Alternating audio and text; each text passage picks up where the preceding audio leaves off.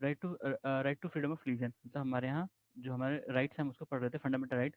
उसमें आर्टिकल 25 में मेंशन है कि लोगों के कंसाइंस, कॉन्शियस ऐसे पढ़ते हैं इसको, ठीक है, कंसाइंस कंसाइंस कर रहे हैं, कॉन्शियस।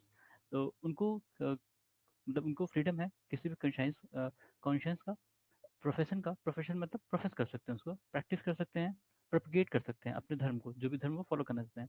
आर्टिकल 25 इसके लिए है। और इसमें कहा गया कि all person are equally entitled to freedom of conscience, right to freely profess, practice, propagate religion, ठीक है। इसमें एक चीज ध्यान देने वाली बात है, कन्वर्जन की बात नहीं की है, यानी राइट टू कन्वर्ट नहीं है। आप किसी को कन्वर्ट नहीं कर सकते, ये आपका अधिकार नहीं है। कोई कन्वर्ट होना चाहे तो अलग बात है, वो उसकी खुद की मर्जी है। और आप किसी को डरा के, धमका के या बहका के किसी भी तरह से उसको कन्वर्ट नहीं कर सकते हो, ठीक है, कोई भी नहीं कर सकता, ठीक है।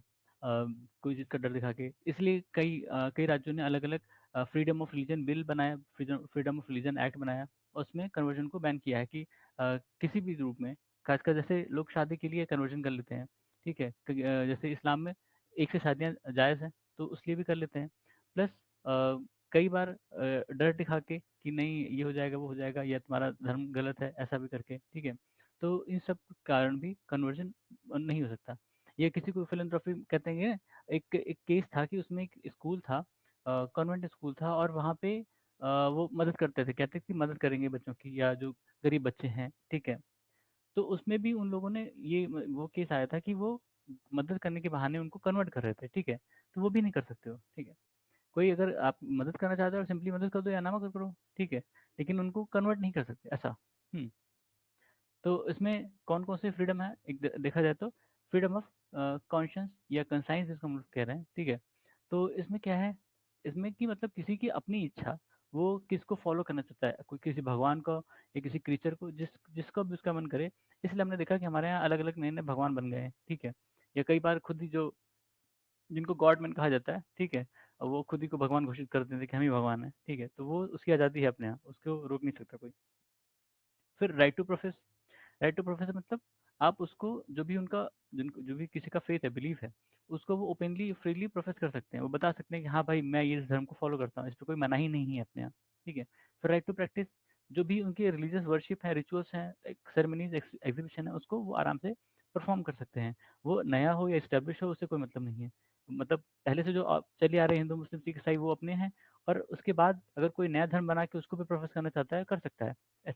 इसकी कोई मनाही नहीं है अपने यहाँ, ठीक है। राइट टू प्रोपेगेट मतलब अपने धर्म को फैलाना एक तरह से, ठीक है, फैला सकते हो आप, कहीं भी जाके प्रचार प्रसार कर सकते हो, ठीक है। लेकिन उसका पर्पस कन्वर्जन नहीं होना चाहिए, ठीक है। मतलब आप कन्वर्जन के सहारे प्रोफेस नहीं कर सकते कि जाएं वहाँ पे और उनको कन्वर्ट कर दिया उठा के, ठीक है, कह दिया कि आज से आप हमारे धर्म में आ गए हैं, नहीं, ऐसा नहीं होता।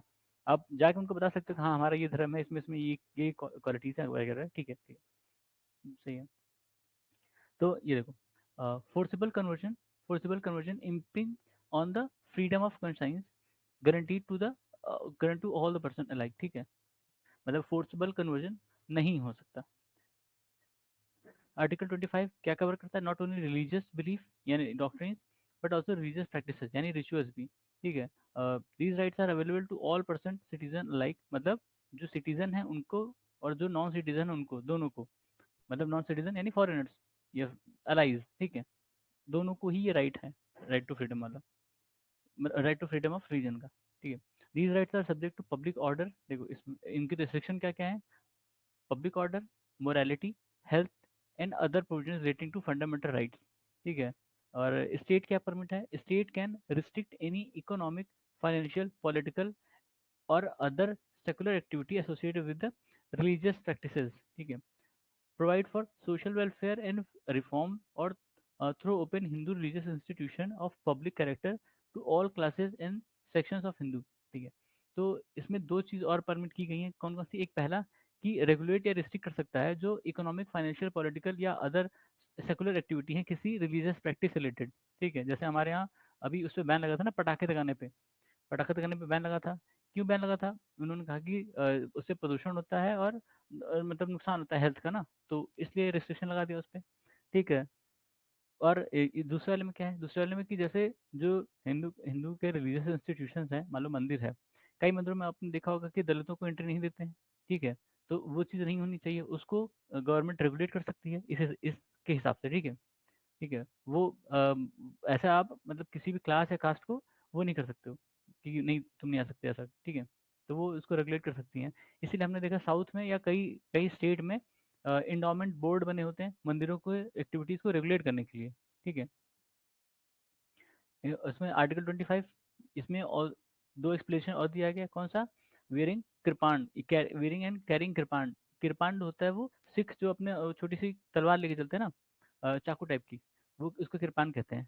तो इसको भी इंक्लूड किया गया है इसके प्रोफेशन में, मतलब कि सिख धर्म को ये अलाउड है कि वो अपना कृपाण लेके जा सकते हैं, ठीक है।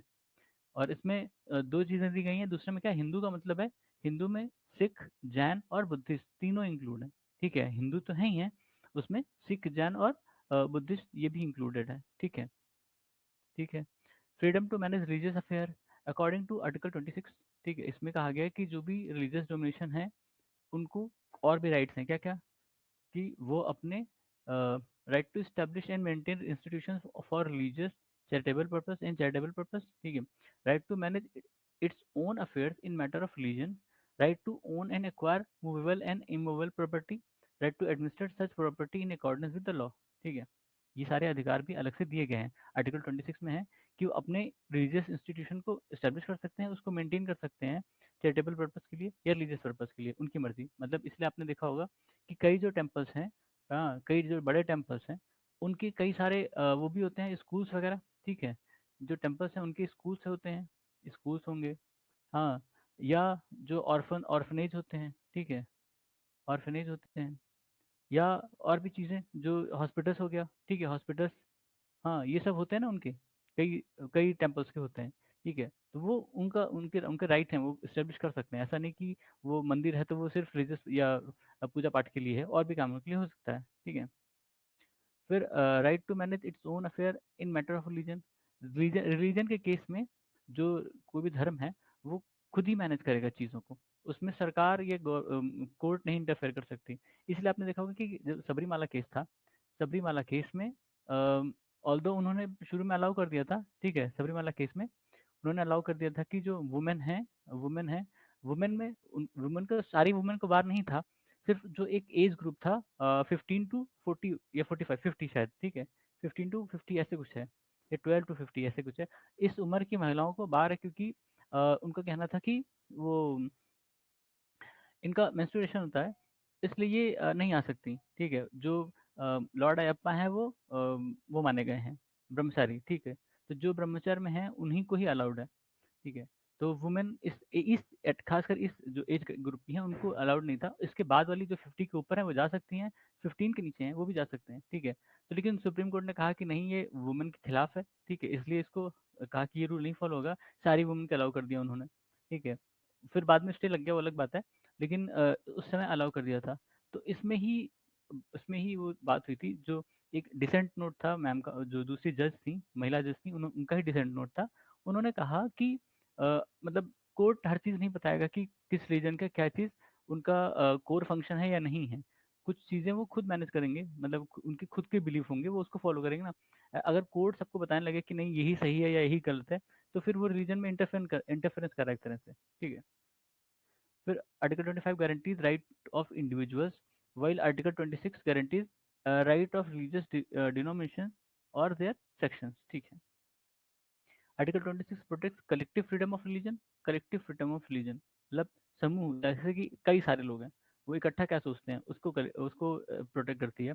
और article 25 right under like the rights under article 25, rights under article 26 are also subject to public order, morality, health, but not subject to other provisions relating to fundamental rights, ठीक है। देख लो इसमें जो आर्टिकल 25 था उसमें रिस्ट्रिक्शन किस किस चीज़ पे था, कि ये देखो, public public order, morality, health और अदर प्रोविजंस जो फंडामेंटल राइट से रिलेटेड है, ठीक है। लेकिन ये चीज़ आर्टिकल 26 पे नहीं है, लास्ट वाली, ठीक है। जो provision other provisions related to fundamental right है, ये 26 में नहीं है, सिर्फ पब्लिक ऑर्डर, मोरालिटी और हेल्थ वाले ही है, ठीक है। सुप्रीम कोर्ट ने कहा कि रिलीजियस डिनोमिनेशन जो होते हैं वो तीन कंडीशन सेटिस्फाई करने चाहिए, कौन कौन से? It should be a collection of individual who have a system of belief या doctrine which they regard as conducive to their spiritual wellbeing, ठीक है, पहली कंडीशन है। दूसरी में क्या है, it should have a common organization, एक कॉमन ऑर्गेनाइजेशन होना चाहिए इनका। It should be designated by distinctive name, ठीक है। मतलब तीन कंडीशंस उसमें रखी थी सुप्रीम कोर्ट ने कि जो रिलीजियस डिनोमिनेशन है उनको तीन कंडीशन होनी चाहिए। पहला कि एक इसमें कई सारे लोग होने चाहिए, मतलब कलेक्टिव कलेक्शन ऑफ इंडिविजुअल होना चाहिए जिनका खुद का अपना बिलीव हो, ठीक है। इसलिए हमने कई बार दिखाया कि कुछ जो नए नए धर्म बन जाते हैं, ठीक है, उनमें भी कई कई फॉलोअर तो मिल जाएंगे उनको, लाखों या हो सकता है कई लाखों फॉलोअर उनके भी हों, मिल जाते हैं, ठीक है। लेकिन उनको ये भी बताना पड़ेगा कि ये कैसे उनके स्पिरिचुअल वेलबींग को सेटिस्फाई कर रहा है, ठीक है। दूसरा क्या है कि उनका एक खुद का कॉमन ऑर्गेनाइजेशन होना चाहिए। तीसरा, उनको एक अलग नाम होना चाहिए उनका, ठीक है। तो इसीलिए जो यही क्राइटेरिया था, under above criteria Supreme Court held that Ramakrishna mission, ठीक है, Anand Marg are religious denomination within Hindu religion, ठीक है। It also held that Aurobindo society is not a religious denomination, ठीक है। मतलब सुप्रीम कोर्ट ने तीन केसेस देखे थे, एक रामकृष्ण मिशन वाला कहा कि ये अलग डिनोमिनेशन है, आनंद मार्ग ये भी एक अलग डिनोमिनेशन है, लेकिन अरबिंदो सोसाइटी वो अलग डिनोमिनेशन नहीं है, ठीक है, ठीक है। फिर freedom from taxation for promotion of religion, ठीक है। पहले आपने देखा था कि जब इस्लामिक रूल था तब जिजिया लगता था, जिजिया लगता था, ठीक है, जिजिया लगता था पहले। जो नॉन मुस्लिम्स हैं उनको अलग से टैक्स देना पड़ता था कि तुम दूसरे धर्म के हो, तुम हमें इस मतलब बचे रहने के लिए या नॉन कन्वर्जन के लिए टैक्स दो, ठीक है। तो वो चीज़ हट गई, वो चीज़ नहीं है, काफ़ी बात पहले ही हट गई थी, लेकिन इसमें भी कहा गया कि जो भी अलग धर्म है उनको टैक्स नहीं देना पड़ेगा। तो आर्टिकल 27 में क्या है, it lays down no person shall be compelled to pay any taxes for promotion और maintenance of any particular religion और religious denomination. In other word, state should not spend spend the public money collected by way of tax for promotion or maintenance of any particular religion. This provision prohibits the state from favoring, patronizing, or and supporting one religion over the other. This means that taxes can be used for the promotion or maintenance of all religion. ठीक है, देखो इसमें एक तो वो है कि किसी को अलग से टैक्स नहीं देना पड़ेगा, ठीक है। फिर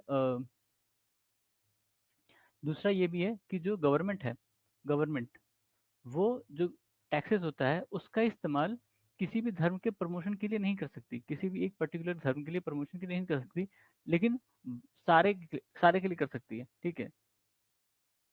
समझ लो कि क्योंकि किसी एक पर्टिकुलर रीजन को करेंगे तो वो उसको समझ लो फेवर कर रहे हैं, ठीक है। इसलिए वो अगर वो कुछ कोई चीज़ कोई पॉलिसी लाएंगे तो वो सारे धर्म के लिए लाएंगे, ना कि एक के लिए लाएंगे, ठीक है। तो इसमें जो है कि जो टैक्स होगा, क्योंकि पब्लिक मनी है, सबने टैक्स दिया है, तो जो सबने टैक्स दिया है वो सबके लिए इस्तेमाल होना चाहिए, ना कि सिर्फ एक धर्म के लिए, इनका कहने का मतलब है। तो किसी एक को फेवर पैट्रोनाइज या सपोर्ट नहीं करेंगे, लेकिन सबको करेंगे, अगर करना हो तो सबको करेंगे, ठीक है, ठीक है। This provision prohibits this prohibits only levy of a tax and not a fee. ठीक है. This is because purpose of fee is to control secular administration of religious institutions and not to promote maintain religion. ठीक है. Thus, fee can be levied on pilgrims to provide them special services or safety measures. Similarly, a fee can be levied on religious endowments for meeting the meeting the regulation expenditure. ठीक है, इसमें कह रहा है कि इसमें tax मना किया गया है कि किसी को टैक्स नहीं देना पड़ेगा, लेकिन फ़ी नहीं मना किया गया है, ठीक है। क्योंकि फ़ी का अलग पर्पस है, टैक्स का अलग पर्पस है।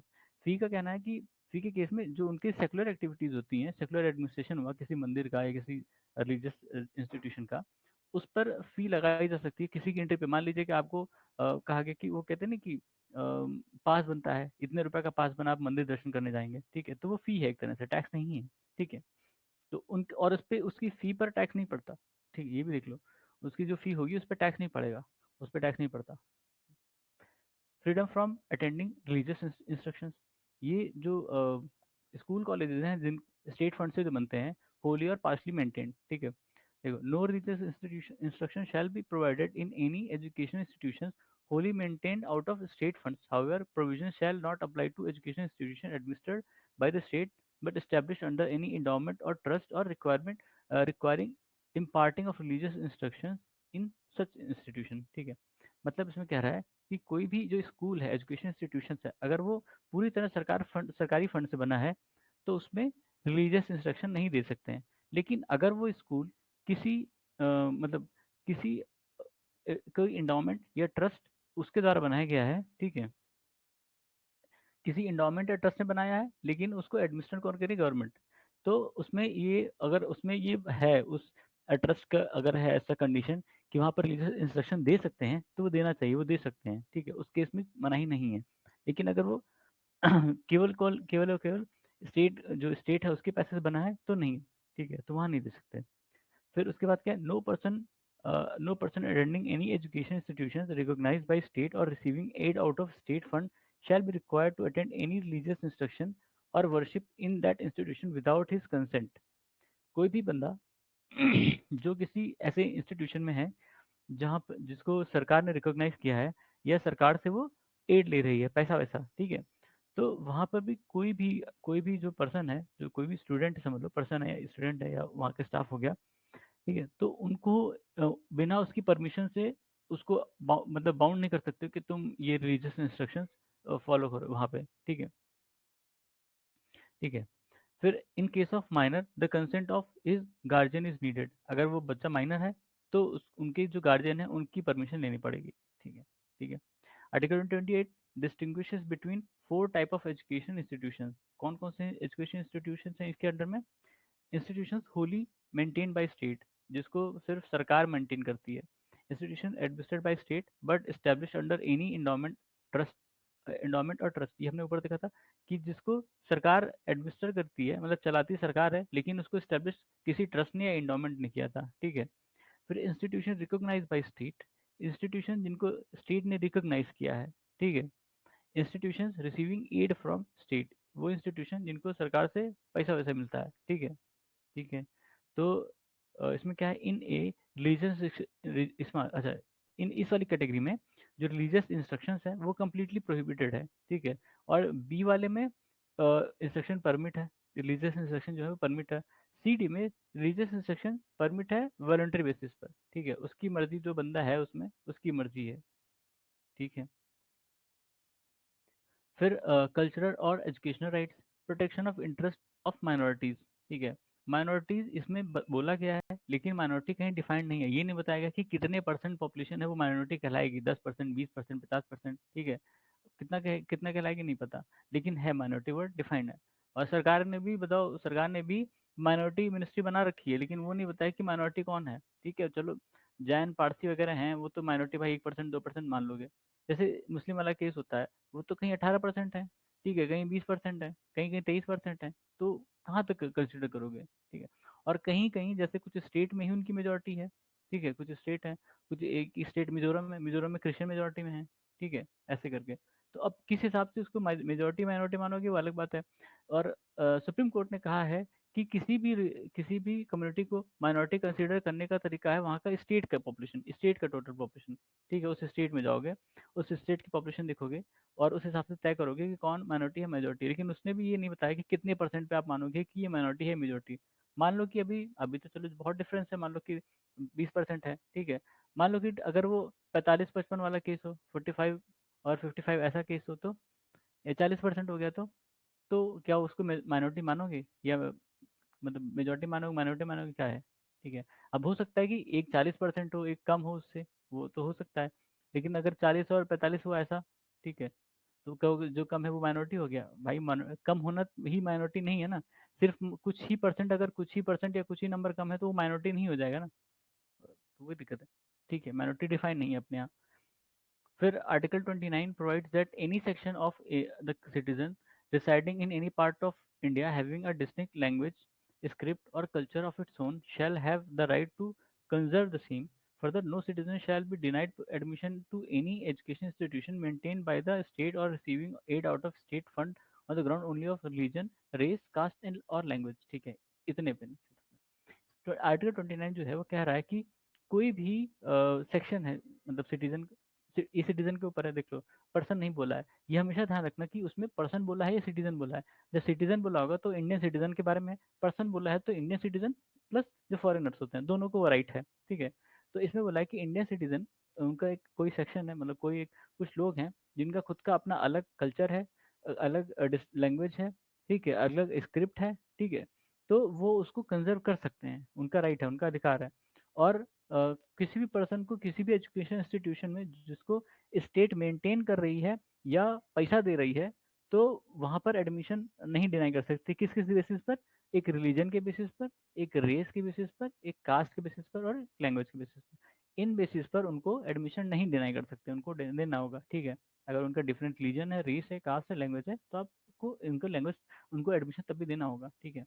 बाकी कोई और चीज़ें हो सकती हैं, उनकी एजुकेशन क्वालिफिकेशन, वो कहाँ के वो मतलब क्या कहते हैं, कहाँ के निवासी हैं, ठीक है। उस बेसिस पर आप उनको सेग्रीगेट कर सकते, मतलब वो डिनाई कर सकते हैं एडमिशन, ठीक है।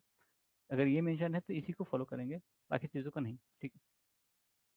First provision protect the right of a group, while second provision guarantees the right of a citizen as individual irrespective of the community to which he belongs, ठीक है। Article 29 grants protection to both religious minorities as well as linguistic minority, ठीक है। अब ये बताया कि minority term define नहीं है कि कितना परसेंट पे माइनॉरिटी है, ये बोला गया है कि रिलीजियस माइनॉरिटी और लिंग्विस्टिक माइनॉरिटी दोनों को ही ये प्रोटेक्ट कर रहा है, ठीक है। Supreme Court held that scope of this article is not necessarily restricted to minorities only, it is commonly assumed to be. This is because use of word section of citizen in the article that includes minorities as well as majority, ठीक है। अच्छा, इसमें कह रहा है कि ये सिर्फ माइनॉरिटी के लिए नहीं है, जो सेक्शन ऑफ सिटीजन इस्तेमाल किया गया है वर्ड सेक्शन ऑफ सिटीजन, उसमें माइनॉरिटी मेजोरिटी दोनों ही आ रहे हैं, मतलब वो दोनों ही अपनी स्क्रिप्ट वगैरह मैनेज कर सकते हैं, कंजर्व कर सकते हैं, ठीक है। Right to conserve the language include the right to agitate for the protection of language, अच्छा है, or political speeches to promise made by for the conservation of a language of a section of citizen does not amount to corrupt practice under representation of people act 1951, ठीक। ये कोई case होगा, particular case का ही judgement है ये।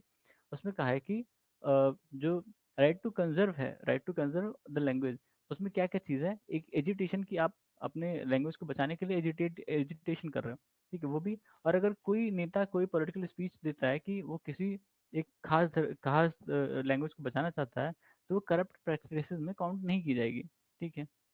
Right of minorities to establish and administer educational institutions, article 30 ये grant करता है कि जो माइनॉरिटीज हैं, रिलीजियस हो या लिंग्विस्टिक हो, वो उनको राइट है कि वो अपने एजुकेशन इंस्टीट्यूशन जो है वो इस्टेब्लिश कर सकें, उसको एडमिनिस्टर कर सकें।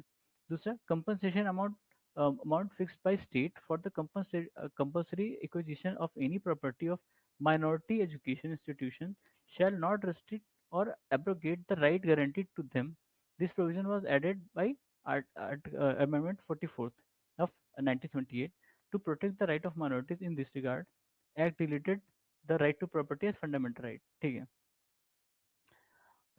जो अमेंडमेंट एक्ट 44 था, उसमें जो ये राइट टू प्रॉपर्टी था, वो फंडामेंटल राइट से हटा दिया गया था, आर्टिकल 31, ठीक है। लेकिन इसमें क्या चीज़ जोड़ा गया था, जो कंपनसेशन अमाउंट है किसी भी प्रॉपर्टी को एक्वायर करने के लिए, ठीक है, जो माइनॉरिटी एजुकेशन इंस्टीट्यूशन से बिलोंग करती है, उस तो मान लो कि एक कोई एजुकेशन इंस्टीट्यूट, मतलब माइनॉरिटी एजुकेशन इंस्टीट्यूशन है, इसकी कुछ प्रॉपर्टी है, ठीक है, प्रॉपर्टी इसके पास कुछ जमीनों में है। अब इस जमीन को सरकार ने एक्वायर कर लिया, ठीक है। तो मतलब इसको सरकार ने एक्वायर कर लिया, लेकिन इसके राइट्स नहीं खत्म होंगे। जो इसका राइट था कि इनके स्क्रिप्ट को और मतलब बनाना बचाना, वो सब अधिकार नहीं खत्म हो जाते इनके, सिर्फ एक्वायर करने से। वो माइनॉरिटी एजुकेशन इंस्टीट्यूशन है तो माइनॉरिटी एजुकेशन इंस्टीट्यूशन तब भी रहेगा, और उसके अपने अधिकार रहेंगे, अगर वो सरकार इसको एक्वायर कर लेती है तो भी, ठीक है। In granting aid, state shall not discriminate against any education institution manage by a minority, ठीक है। फिर protection under article 30 is confined only to minorities, religious और linguistic, and does not extend to any section of citizen under article 29 as under, अच्छा। जो ये मतलब minority, मतलब ये वाला जो केस है आर्टिकल 30 वाला, इसमें जो प्रोटेक्शन मिला है वो केवल माइनॉरिटी को मिला है, और सेक्शन ऑफ सिटीजन्स को नहीं। जैसे इसके पहले वाले में था कि एनी सेक्शन ऑफ सिटीजन कहा गया था, वो इसमें नहीं है, ये सिर्फ माइनॉरिटीज के लिए है, ये ध्यान रखना, ठीक है। फिर under article 30 also include the right of a minority to impart education on its children in its own language, ठीक है। इसलिए हमने देखा मदरसाज जो हैं वो इसके अंडर में आते हैं, ठीक है, मदरसाज जो हैं वो इसके अंदर में आते हैं।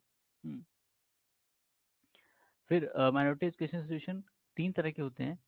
पहला क्या है, institution that seeks recognition as well as aid from state, institution that seek only recognition from state and not aid, institution that neither seek recognition nor aid from the state, ठीक है। तीन तरह के इंस्टीट्यूशन रिकॉग्नाइज किए मतलब हैं minority education institution. एक पहला जो रिकॉग्निशन भी चाहता है और पैसे भी चाहता है, दूसरा स्किल सिर्फ केवल रिकॉग्निशन चाहता है, पैसे नहीं चाहता। तीसरा, जो ना पैसा चाहता है ना रिकॉग्निशन चाहता है सरकार से स्टेट से, ठीक है, स्टेट से।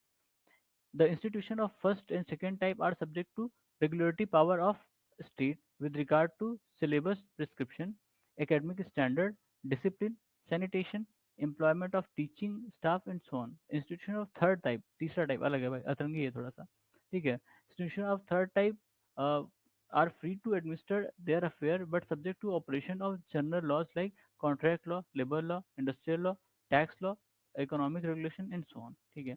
क्योंकि उसमें ये इस पे वो नहीं है कि, क्योंकि वो स्टेट से ना रिकॉग्निशन मांग रहे हैं ना पैसा मांग रहे हैं, तो स्टेट के कंट्रोल में नहीं है। लेकिन स्टेट के कंट्रोल में नहीं है, लेकिन लॉ के कंट्रोल में है। जो प्रिवेलिंग जनरल लॉज होंगे, कॉन्ट्रैक्ट लॉ, लेबर लॉ और इंडस्ट्रियल लॉ, उसके उसमें हैं, ठीक है, उसके अंडर में आएंगे ये सब।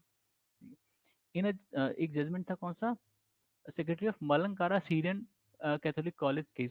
ये सीरियन कैथोलिक कॉलेज, ये मतलब केरला का केस होगा, ठीक है, वहीं पे है सीरियन कैथोलिक। 2007 का केस है।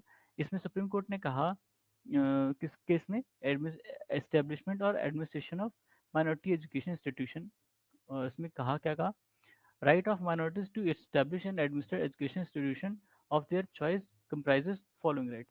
कौन कौन से राइट्स हैं, to choose its governing body in whom the founder of institution have faith and confidence to conduct and manage affair of institution, appoint teaching staff, ठीक है, टीचर लेक्चरर और जो मास्टर प्रिंसिपल वगैरह होंगे, non teaching staff to take their if there is dereliction of duty on part of any of its employees, फिर अच्छा take action, ठीक है, टेक एक्शन हो गया, यहाँ पे कट गया है। फिर to admit eligible student of their choice and to set reasonable fee structure, ठीक है। फिर use its properties and asset for the benefit of institution.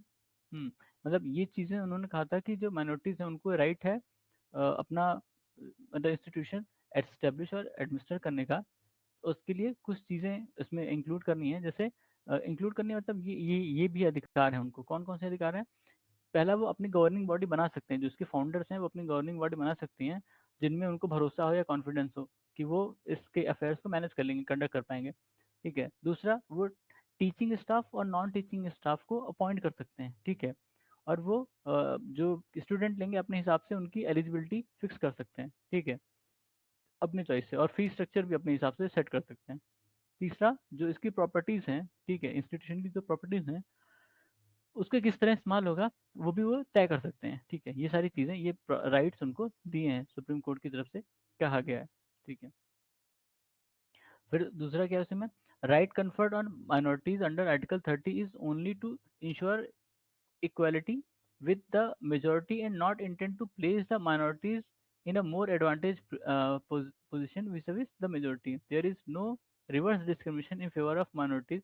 The general laws of the land relating to national interest, national security, social laws, social welfare, public order, morality, health, sanitation, taxation applicable to all and will equally apply to minority institution also, ठीक है। इसमें कह रहा है दूसरे वाले case में कि जो आर्टिकल 30 है वो जो मतलब माइनॉरिटी इंस्टीट्यूशन है उनको कोई एडवांटेज नहीं दे रहा है, उनको कह रहा है कि आप जो हैं वो मेजोरिटी इंस्टीट्यूशन के बराबर ही हैं। इसलिए ऐसा कोई भी मतलब वो नहीं समझना चाहिए कि आपको कोई एडवांटेज है मेजोरिटी इंस्टीट्यूशन के ऊपर, ठीक है।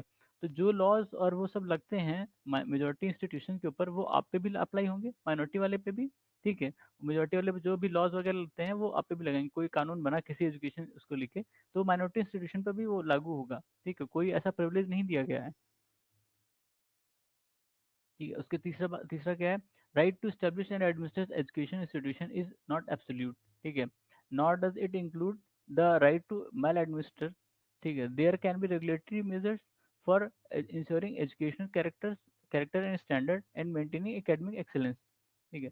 There can be check on administration as are necessary to ensure that administration is efficient. A sound regulation made by state concerning generally the welfare of student, ठीक है, teacher, regulation regulation laying down eligibility criteria and qualification for appointment. ऐसे इसमें कह रहा है कि जैसे जो राइट टू स्टैब्लिश मतलब जो एजुकेशन इंस्टीट्यूशंस हैं उनको, जो माइनॉरिटी हैं उनको एजुकेशन इंस्टीट्यूशन इस्टेब्लिश करने का और उनको एडमिनिस्ट्रेट करने का एब्सोल्यूट अधिकार नहीं है। ठीक है, ऐसा नहीं कि आप माइनॉरिटी में तो आप कर ही लेंगे, जरूरी नहीं है।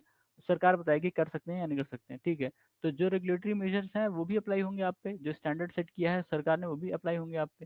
ठीक है, और उसको फॉलो करना पड़ेगा, नहीं कर फॉलो कर पाओगे तो नहीं कर सकते एडमिनिस्ट्रेट या उसको मैनेज या उसको एस्टेब्लिश। ठीक है, और उसके लिए जैसे जो सरकार ने मतलब स्टेट ने जो भी रेगुलेशन बनाया है स्टूडेंट के वेलफेयर को लेके, टीचर्स के वेलफेयर को लेके, या एलिजिबिलिटी क्राइटेरिया को लेके, ठीक है, या अपॉइंटमेंट को लेके, या जो सर्विस है एम्प्लॉयज़ की सर्विस कंडीशंस हैं उसके लेके, अगर कोई भी रेगुलेशन बनाया है सरकार ने तो वो उनको फॉलो करना पड़ेगा, टीचिंग और नॉन टीचिंग दोनों के केस में बोल रहे हैं। ठीक है, या एक्सप्लॉइटेशन जो ऑपरेशन ऑफ एम्प्लॉयज़ है। ठीक है, ये सब के लिए अगर कोई भी कंडीशन बनाई गई है, सरकार ने बनाई है, रेगुलेशन बनाया है, लॉ बनाया है, तो वो माइनॉरिटी इंस्टीट्यूशन को भी फॉलो करना पड़ेगी। तो हमने ऊपर भी देखा था ना, वो बच नहीं सकते इससे। ऐसे वही बताया था कि मेजोरिटी इंस्टीट्यूशन के ऊपर इनको अपर होल्ड नहीं मिला है, उनके पार रखा गया है। ठीक है, कुछ चीज़ों में छूट मिली है पर इसका ये मतलब नहीं कि सब में छूट मिली है। ठीक है,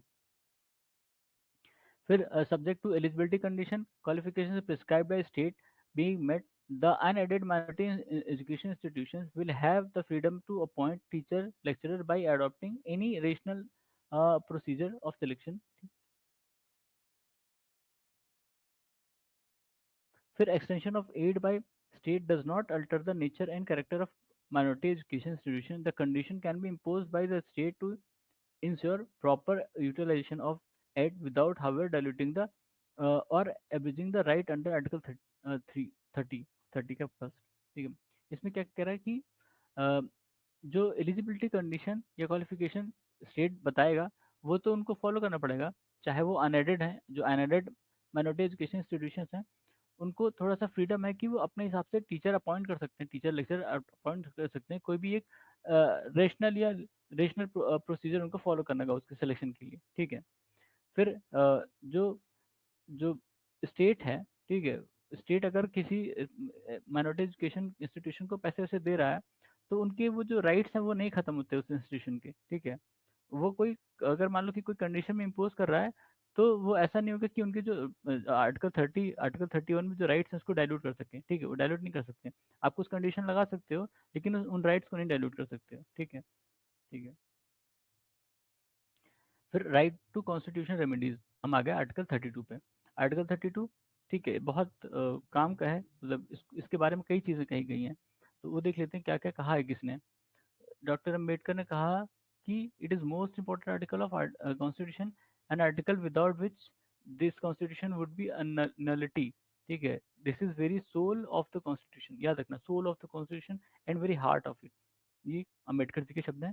ठीक है, फिर बेसिक फीचर कॉन्स्टिट्यूशन का, इसको भी सुप्रीम कोर्ट ने कहा है। ठीक है, इसको सुप्रीम कोर्ट ने कहा है इसको मतलब एवरेज नहीं कर सकते या हटा नहीं सकते, मतलब इसको मॉडिफाई नहीं कर सकते किसी रूप में और इसको हटा नहीं सकते। ठीक है, तो इट कंटेन फॉलोइंग 4 प्रोविजंस, इसमें 4 कौन से प्रोविजंस हैं। पहला, right to move Supreme Court by appropriate proceeding for enforcement of fundamental rights. ठीक है, फंडामेंटल राइट्स दैट इज, ठीक है, मतलब आप सुप्रीम कोर्ट जा सकते हो, जो उनकी प्रोसीडिंग है, जैसे पीआईएल के थ्रू नॉर्मल जाते हैं, पीआईएल के थ्रू या डायरेक्ट और कोई तरीका होगा उसके थ्रू आप जा सकते हैं, जो आपके अगर फंडामेंटल राइट जो है उनको बचाने के लिए या उनको इन्फोर्स कराने के लिए। ठीक है, supreme Court shall have power to issue directions और ऑर्डर्स और रिट्स फॉर द इन्फोर्समेंट में of any of fundamental rights, writs issued में इंक्लूड बोला है। ठीक है, habeas corpus, mandamus, prohibition, certiorari और क्वो वारंटो। ठीक है, ये सब हम देखेंगे बाद में इनका मतलब क्या है। फिर उसके बाद parliament can empower any other court to issue direction, order, writ of all kind. However, this can be done without prejudice to the above powers conferred on Supreme Court. ठीक है, फिर any other court here does not include High Court because Article 226 already conferred these power on the High Courts. ठीक है, तो दूसरे वाले में क्या कह रहा है, अच्छा ये देखा था कि वो जो सुप्रीम कोर्ट है वो कोई भी तरह का डायरेक्शन, रेट या ऑर्डर इशू कर सकती है, किस केस में, किसी के फंडामेंटल राइट्स को बचाने के लिए। ठीक है, पार्लियामेंट किसी भी कोर्ट को एम्पावर कर सकती है कि वो भी ऑर्डर, डायरेक्शन और रिट इशू कर सके सभी तरह के। इसमें सुप्रीम कोर्ट और हाई कोर्ट नहीं होगा, मतलब ना तो ये सुप्रीम कोर्ट के पावर को इन्फ्रिंज कर रहा है और ना ही हाई कोर्ट पे इशू किया जाएगा। क्यों? क्योंकि हाई कोर्ट को ऑलरेडी 226 में है ये पावर, और सुप्रीम कोर्ट को तो 32 में है ही है। ठीक है, तो ये चीज़ था। उसके बाद the right to move the right to move Supreme Court shall not be suspended except as otherwise provided by the constitution. ठीक है, third constitution provide that president can suspend right to move any court for the enforcement of fundamental right during a national emergency. ठीक है, article 359। एक ही case में अपने यहाँ fundamental right को enforce करने के लिए आप कॉन्स्टिट्यूशन सुप्रीम कोर्ट नहीं जा सकते। कब? जब नेशनल इमरजेंसी हो, आर्टिकल 359 के तहत। अदरवाइज आप सुप्रीम कोर्ट जा सकते हो कभी भी अपने जो फंडामेंटल राइट्स हैं उनको बचाने के लिए। ठीक है, it is thus clear Supreme Court has been constituted as defender and guarantor of fundamental right of citizens. It shall be vested with original and wide power for the purpose. ठीक है, ये सब तो अलग चीज है। The purpose of Article 32 is to provide guaranteed effective expeditious, expensive and summary remedy for protection of fundamental right. ठीक है, only fundamental right guaranteed by constitution can be enforced under Article 32 and not any other like non-fundamental constitutional right, statutory right, customary right, so on। ठीक है, मतलब ये जो article 32 है ये केवल फंडामेंटल राइट के लिए है। ठीक है, फंडामेंटल राइट के लिए है। बाकी जो जो नॉन फंडामेंटल राइट है या कॉन्स्टिट्यूशन राइट है या स्टेट्यूटरी राइट है और कस्टमरी राइट है, उसके लिए आप सुप्रीम कोर्ट इस नहीं जा सकते आर्टिकल 32 के तहत। ठीक है, उसके लिए अलग अलग चीज़ें, अलग प्रोसीजर है उसके लिए। Violation of fundamental right is sine qua non for the exercise of right conferred by Article 32। ठीक है, मतलब इसमें क्या रहा है कि फंडामेंटल राइट जब वॉल्यूट होगा तभी आप आर्टिकल 32 के तहत जा सकते हैं, और अदर केस में नहीं जा सकते हैं। ठीक है, जिसमें फंडामेंटल राइट इन्वॉल्व नहीं है उसको सुप्रीम कोर्ट नहीं कंसिडर करेगी। ठीक है, the case of enforcement of fundamental jurisdiction of supreme court is original but not exclusive। ठीक है, क्यों? क्योंकि हाई कोर्ट को भी पावर आर्टिकल 226 में, तो ये ओरिजिनल jurisdiction है पर एक्सक्लूसिव नहीं है सुप्रीम कोर्ट के लिए। क्योंकि आर्टिकल 226 के तहत आप हाई कोर्ट पे जा सकते हैं अपने फंडामेंटल राइट को बचाने के लिए। लेकिन ऐसा भी कहा गया कि जब आपका राइट टू लाइफ, ठीक है, आर्टिकल 21 डायरेक्टली इन्फ्रिंज हो रहा हो, ठीक है, तब आप सीधे सुप्रीम कोर्ट जा सकते हैं। अदर केस में आप हाई कोर्ट भी जा सकते हैं। ठीक है, हाई कोर्ट जाओ, इसमें अगर आर्टिकल 21 हो रहा हो तो डायरेक्टली आप सुप्रीम कोर्ट जा सकते हो। ठीक है, ठीक है, सुप्रीम कोर्ट देखो इसमें कहा Supreme Court has ruled that where relief through High Court is available under article 226 the aggrieved party should first move to High Court. इसलिए कई बार होता है ना, जब सीधे कोई सुप्रीम कोर्ट जाता है, सुप्रीम कोर्ट कहती है कि आप अपने हाई कोर्ट में जाओ पहले। ठीक है, अगर हाई कोर्ट में रिलीफ नहीं मिलता तब आप सुप्रीम कोर्ट आओ। ऐसा ये नहीं कि सीधे मुंह उठा के पहुंच गए सुप्रीम कोर्ट की सर हम ये में ये दिक्कत है, नहीं। पहले आप हाई कोर्ट देख लो, अगर वो आपकी चीज़ों को सॉल्व कर सकते हैं तब आप, ठीक है, तब वहां से मिल गया आपको। अदरवाइज वहां अगर वो मना करते हैं या वहां कुछ एडवर्स डिसीजन आता है तो आप जाइए सुप्रीम कोर्ट, कोई दिक्कत नहीं है। हम्म, ठीक है, writs and scope, writs and writs और उनके टाइप और स्कोप। तो रिट्स कौन कौन इशू कर सकता है अभी? सुप्रीम कोर्ट और हाई कोर्ट, या जिसको भी पार्लियामेंट कहेगी। ठीक है, इन दोनों के अलावा। हम्म, तो इसमें habeas corpus, mandamus, prohibition, surgery, को वारंटो है। ठीक है, पार्लियामेंट जो है वो किसी और कोर्ट को भी इम्पावर कर सकती है रिट्स इशू करने के लिए। तो अभी तक किसी और के लिए नहीं बनाया गया है। तो यानी हाई कोर्ट और सुप्रीम कोर्ट ही कर रही हैं अभी तक। ठीक है, तो इसके पहले 1950 के पहले कौन कौन करता था? High court of Bombay, Calcutta, Madras. ठीक है, इनको पावर था रिट इशू करने का। आर्टिकल 226 में सभी हाई कोर्ट्स को है। ठीक है, तो ये इंग्लिश लॉ से लिया गया, इसका मतलब होता है prerogative writs। ठीक है, they are also called in England as they were issued in exercise of the prerogative of king, hmm, who was and is still described as fountain of justice।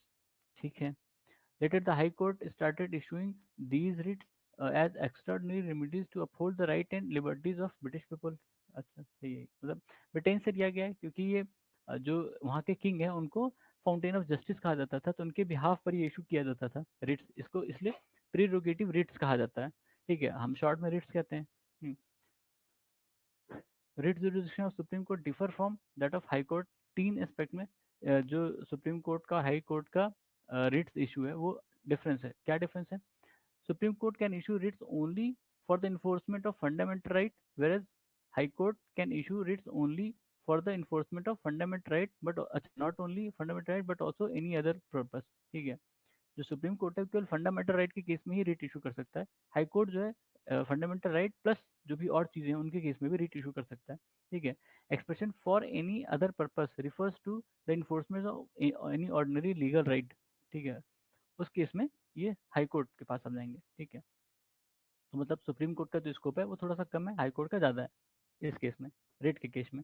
ठीक है, supreme court can issue Ritz against a person और government throughout the territory of India, whereas High Court can issue writs against a person residing or against a government or authority located within territorial jurisdiction only or outside its territorial jurisdiction only if the cause of action arises within the territorial jurisdiction।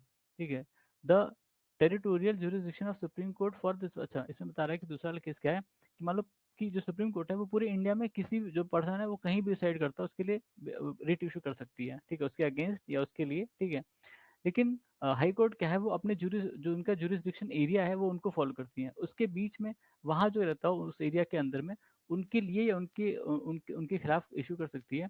या फिर जो भी issue हो वो वहाँ से arise हो रहा हो, मतलब कोई कहीं बाहर रह रहा हो लेकिन उसका इशू जो है इस स्टेट से इसके टेरिटरी में अराइज हो रहा है, सुप्रीम जो हाई कोर्ट है रिस्पेक्टेड हाई कोर्ट तब इशू कर सकता है, अदरवाइज नहीं कर सकता। ठीक है। ठीक है, a remedy under Article 32 is in itself a fundamental right, and hence Supreme Court may not refuse to exercise its writs jurisdiction.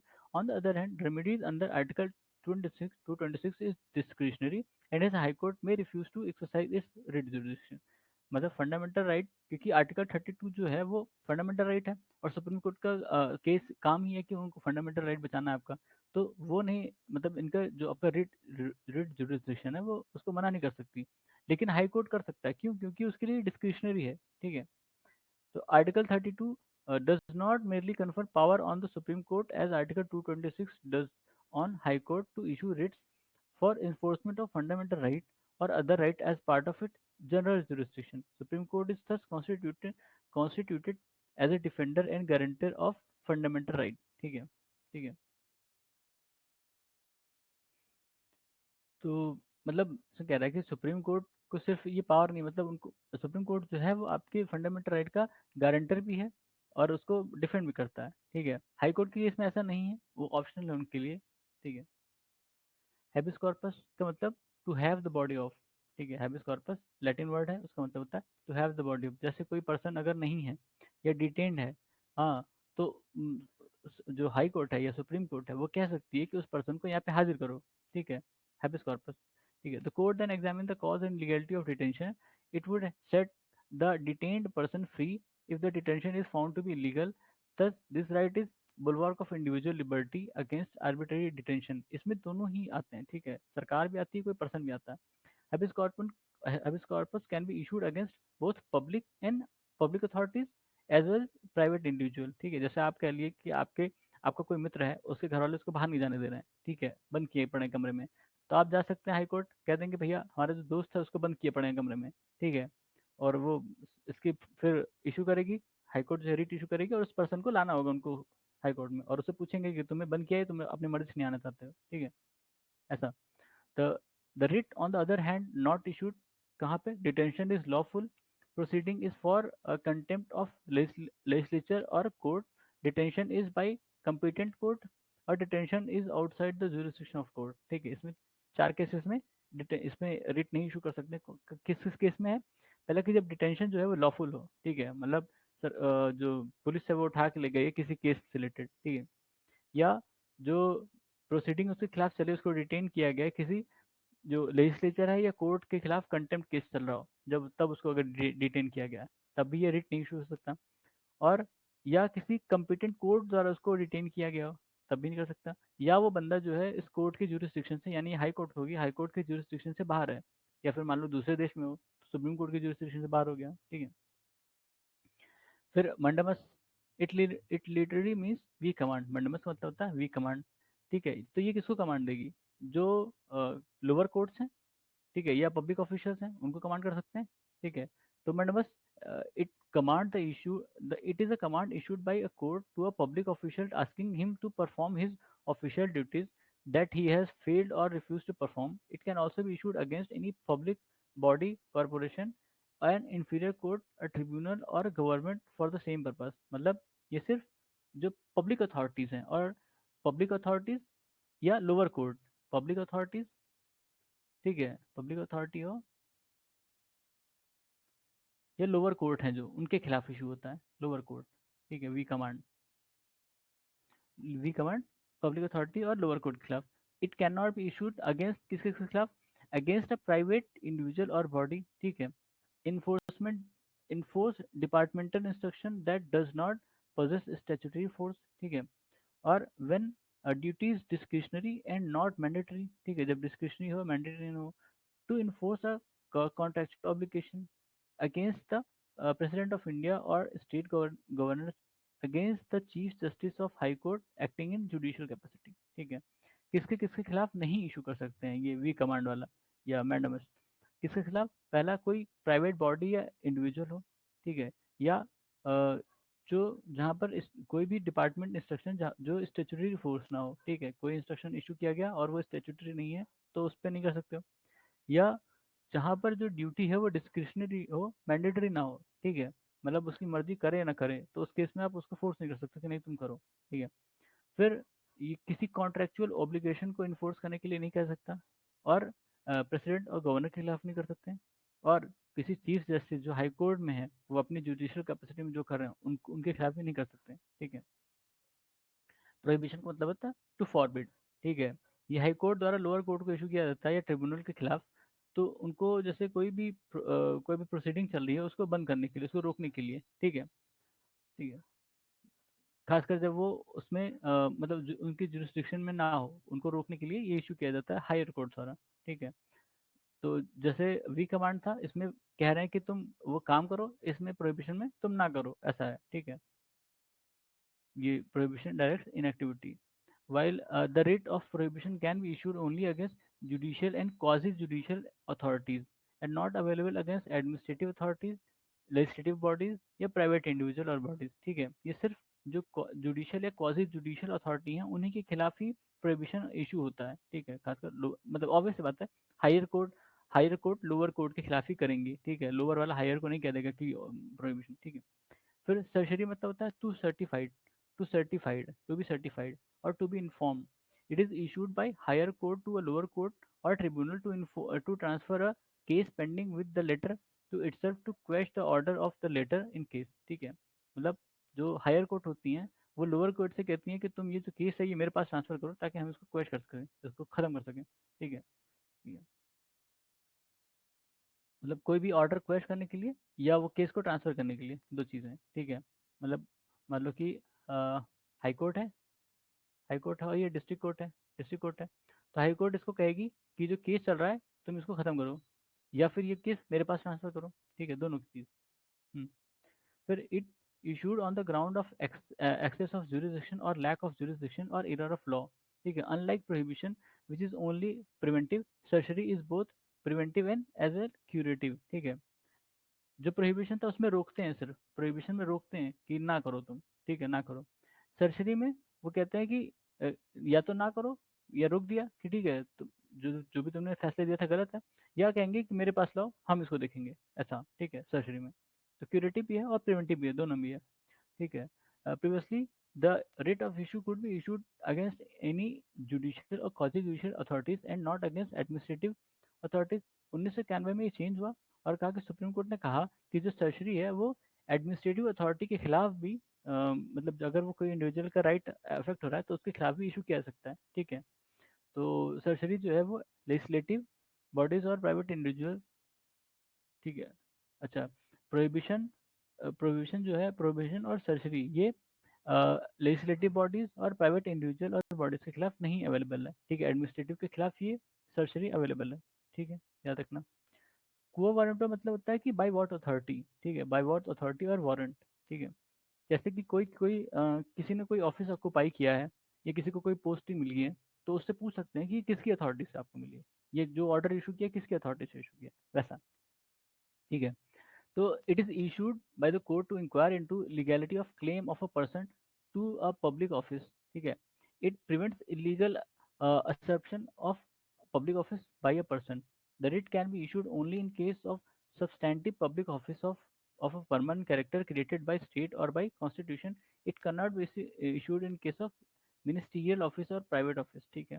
Ministerial office और प्राइवेट ऑफिस के केस में इसको नहीं इशू कर सकते हैं, लेकिन जो कोई substantial public substantive public office है जो परमानेंट कैरेक्टर का हो, जिसको किसी मतलब स्टेट्यूट मतलब जो कानून होते हैं उसके उससे बनाया गया या कॉन्स्टिट्यूशन से बनाया गया, ठीक है।